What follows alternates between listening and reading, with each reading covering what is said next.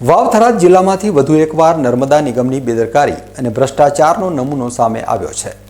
વાવના વાસરડા ગામ પાસેથી પસાર થતી દેવપુરા સુઈગામ કેનાલમાં લોકાર્પણ પહેલાં જ મસમોટું ગાબડું પડી ગયું છે। વરસાદી પાણીના સામાન્ય પ્રવાહમાં જ કરોડોના ખર્ચે બનેલી કેનાલ ધોવાઈ જતાં તંત્રના દાવાઓની પોલ ખુલ્લી પડી ગઈ છે।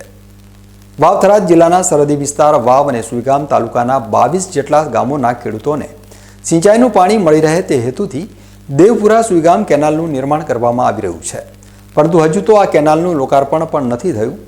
ત્યાં જ વાસરડા ગામ પાસે વરસાદી પાણીના કારણે કેનાલમાં મસમોટું ગાબડું પડી ગયું છે। જે કેનાલ પાછળ કરોડો રૂપિયાનો અંધાધૂંધ ખર્ચ કરવામાં આવ્યો હતો તે કેનાલના કામમાં વ્યાપક ભ્રષ્ટાચાર થયો હોવાના ખુલ્લા આક્ષેપો સ્થાનિકો લગાવી રહ્યા છે।